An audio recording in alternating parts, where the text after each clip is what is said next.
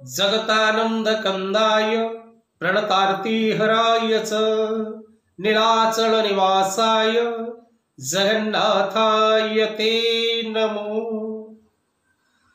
जय जगन्नाथ दर्शक बंधु, जय प्रभु चतुर्धामूर्ति बलभद्र देवता, सुभद्रा माता, सुदर्शन चक्र सहित प्रभु जगन्नाथ समस्त विश्ववासी को खुशी रखंतु, आनंद रखंतु, समस्त जीवन रे हस खुशी भरी दियंतु।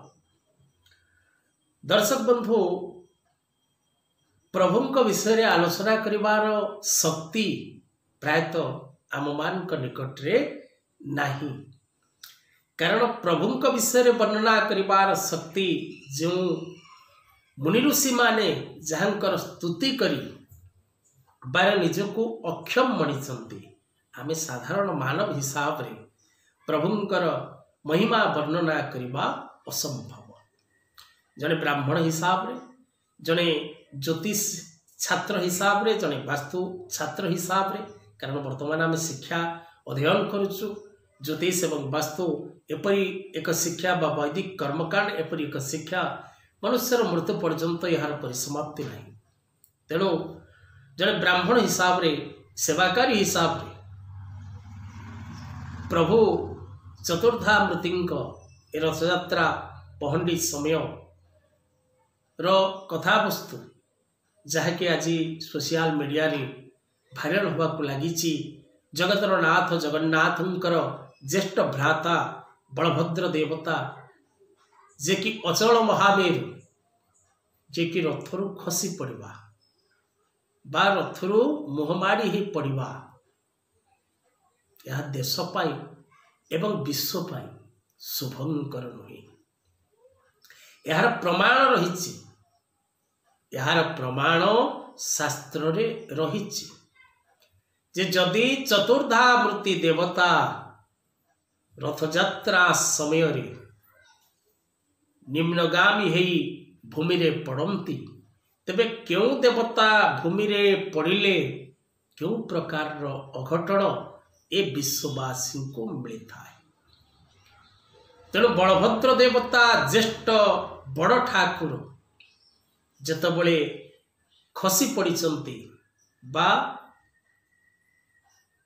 पहंडी समय रे मुहमाड़ी ही पड़िचंती, एही संकेत विभिन्न प्रकार अप्रीतिकर परिस्थिति सृष्टि पाई संकेत प्रदान करे। कोई को प्रकार अशुभ घटना मान घटिबो जहाँ शास्त्र रे वर्णना आसी, जहाँ ब्राह्मण माने जानिचंती, जहाँ शास्त्र रे प्रमाण स्वरूप रही।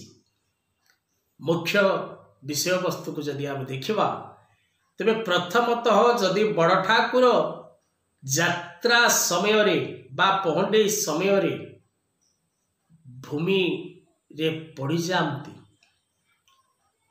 तेबे विश्व निमंते दुर्भिक्षर परिस्थिति सृष्टि हुए। नानादि प्रकार विज्ञ ज्येष्ठ श्रेष्ठ सम्मान प्रद व्यक्ति विशेष मानकर अकाल वियोग है।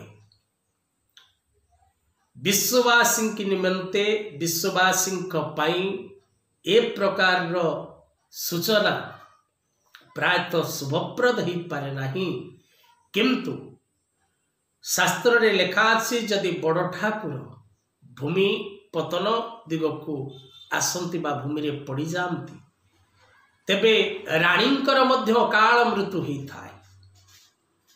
तेणु विशेष करी बड़ बड़ पद पदवी रे थिबा महिला मानक पाई मध्य विपदपूर्ण स्थिति रहिबो।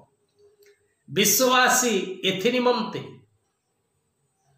उपाय निज निज ग्राम्य अनुष्ठान रे करबा सह प्रशासन भी जदि ए दिगरे ध्यान निश्चित भाव में दब, एथिरे कोनोसी द्विमत नहीं।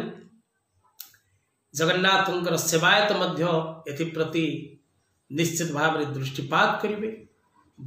बड़ ठाकुरंकर जेहेतु भूमि पतन बा खसी पड़ते ठाकुर तेणु विशेष करी मंत्र जप व्यवस्था मंत्र जप होमर व्यवस्था विश्व कल्याण निमंते यज्ञर व्यवस्था एवं प्रभु निकट में क्षमा प्रार्थना मागिबार आवश्यकता रही।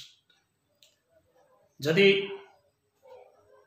प्रभु कथावस्तु आलोचन मोर किसी भूल रही कारण जहाँ शास्त्र रे उद्धृत अच्छी जहाँ लेखा अच्छी ताहा मु उपस्थापन कली। आज कथावस्तु को एठी रखिबा। जय जगन्नाथ।